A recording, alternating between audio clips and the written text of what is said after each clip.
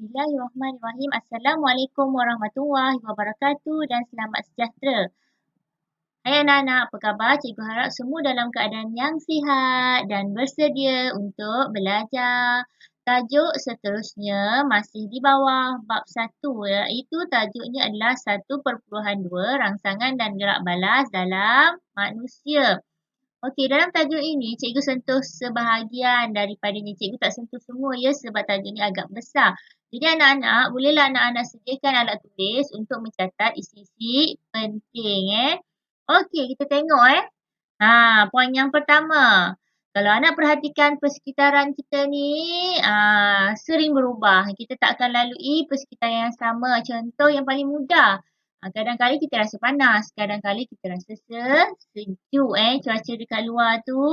Okey, anak-anak tahu tak bahawa perubahan persekitaran ini kita sebut sebagai rangsangan. Cikgu ulang perubahan persekitaran ini disebut sebagai rangsangan. Okey, kita ni Allah kurniakan dengan organ yang istimewa kita panggil sebagai organ deria. Okey, organ deria ini keistimewaannya adalah dia dapat mengesan rangsangan. Ia dapat mengesan perubahan persekitaran. Anak-anak ingat lagi tak apa organ deria yang anak-anak belajar masa di sekolah rendah? Simpan dulu sebut dalam hati. Nanti kita tengok betul ataupun tidak ingatan anak-anak terhadap organ deria. Okey, kita teruskan Okey, anak-anak lihat. Ini budak lelaki ni. Comel kan? Okey, kita tengok apa kita nak bincangkan dengan gambar yang cikgu tunjukkan ini. Okey, anak-anak masa sekolah rendah dah belajar tentang organ deria. Kalau anak-anak masih ingat kita ada berapa organ deria? Cuba sebut. Okey, cikgu anggap ada yang menjawab 5 Kita tengok satu persatu apa organ derianya, apa deria yang terlibat dan apa rangsangan yang dikesan. Kita tengok yang pertama. Ini apa? Okey, ini adalah organ deria mata. Terlibat dalam deria penglihatan dan mata mengesan rangsangan cahaya. Okey, tengok perbezaannya. Apa tu mata, organ penglihatan deria, cahaya sebagai rangsangan. Anak-anak jangan silap kadang-kala murid-murid selalu silap. Bila ditanya apakah deria, dia akan jawab organnya pula. Sayang. Okey, jadi kita terus kepada organ deria yang kedua. Itu apa? Itu adalah organ deria hidung. Deria yang terlibat adalah deria bau. Apa yang dikesan oleh hidung? Hidung mengesan rangsangan nya adalah bahan kimia dalam udara. Okey, kita terus ke organ yang ketiga. Tu apa tu?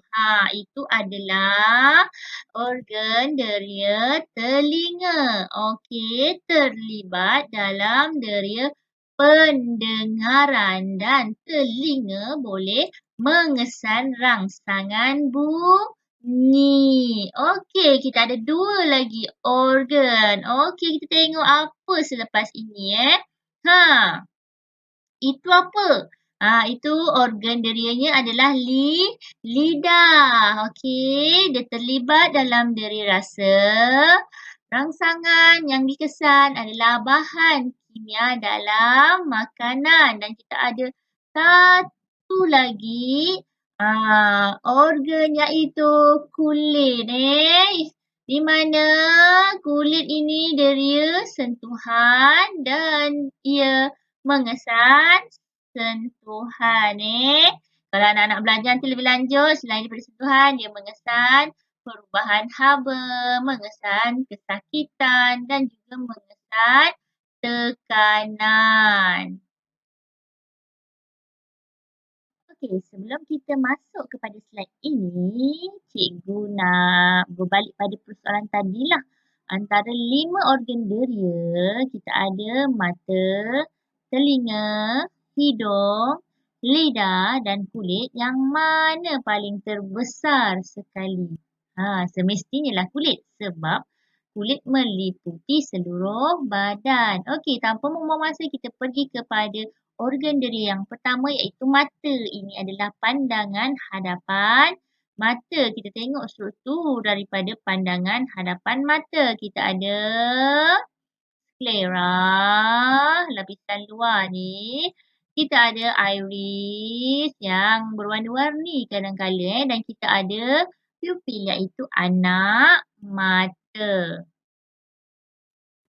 Kita pergi ke struktur yang lebih detail ni pandangan sisi Okey, kita pergi kita tengok kat sini ada 15. Kita nak perhatikan satu persatu struktur apa namanya dan apa fungsinya. Okey, struktur yang pertama adalah sklera. Sklera, okey dekat sini lapisan luar ni lah. Lapisan teguh yang mengekalkan bentuk dan melindungi mata. Seterusnya kita ada koroid. Di tengah ini lapisan hitam yang mencegah pantulan cahaya dalam mata dan membekalkan oksigen dan nutrien kepada mata. Dan kita ada retina ni yang diwarnakan kuning ni.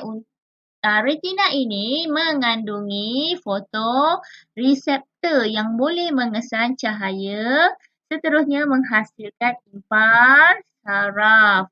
Okey, di atas retina kita ada dua bintik. Yang pertama kita ada bintik kuning di sini. Yang ini adalah bahagian yang paling peka terhadap cahaya kerana dekat sini ada banyak fotoreseptor Okey, kita ada bintik kuning dekat sini Okey.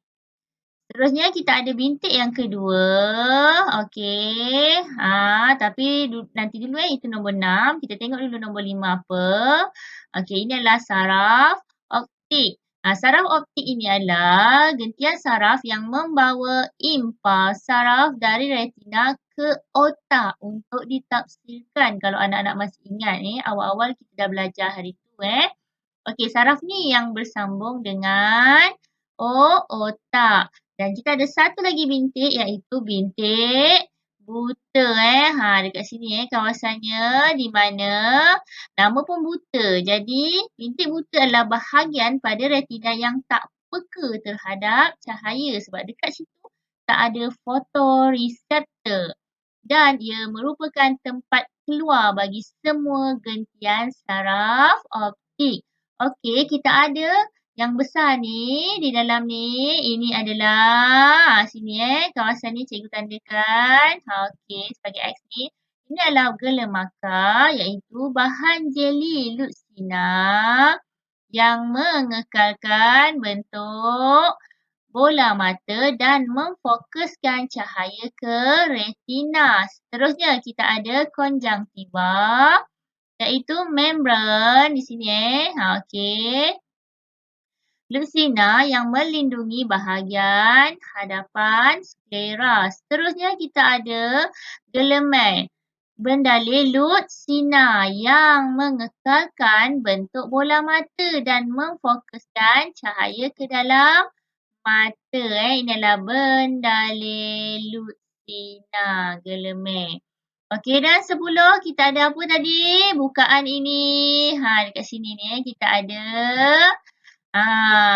pupil. Okey, bukaan di tengah iris yang mengawal kuantiti cahaya memasuki mata lah. Okey, seterusnya kita ada iris. Yang ni cikgu cakap tadi iris yang ni kalau daripada depan cikgu cakap tadi dia adalah bahagian berwarna yang mengawal saiz pupil lah. Okey, seterusnya 12 adalah kornea kat depan mata ni Okey, kornea adalah lapisan lutsina yang membiaskan dan memfokuskan cahaya ke retina Okey, seterusnya kita ada ligamen penggantung, gentian kuat yang memegang kanta mata pada kedudukan bukannya ini ligamen pengantung. Dan kita ada otot silia yang mengubah ketebalan kental melalui pengecutan dan pengenduran. Sini dianya. Dan kita ada, last sekali kita ada, apa dia? Kita ada,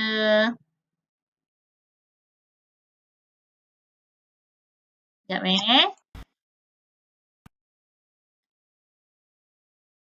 Okay, last sekali kita ada kanta mata iaitu kanta cembung lutsina yang kenyal dan memfokuskan cahaya ke retina.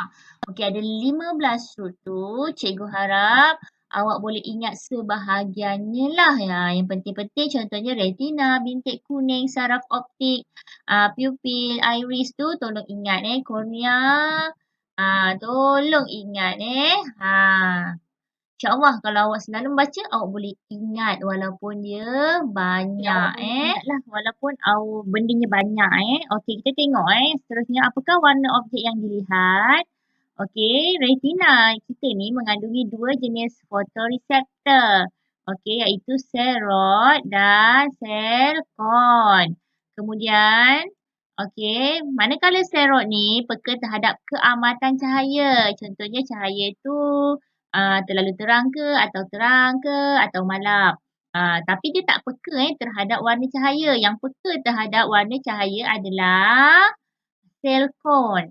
Okey, dalam keadaan cerah dia peka terhadap warna cahaya. Ada 3 jenis sel kon iaitu sel kon yang peka pada cahaya merah, hijau dan biru. Anak-anak boleh perhatikan kedudukan setiap sel-sel yang cikgu sebut tadi. Iaitu kita ada sel rod di sini sini kawasannya. Sini. Dan kita ada sel kon ini macam ni. Okey. Cahaya masuk daripada hujung belah kanan.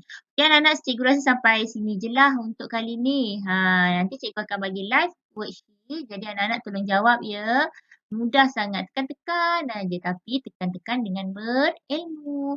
Okey, cikgu sudahi dengan Assalamualaikum warahmatullahi wabarakatuh.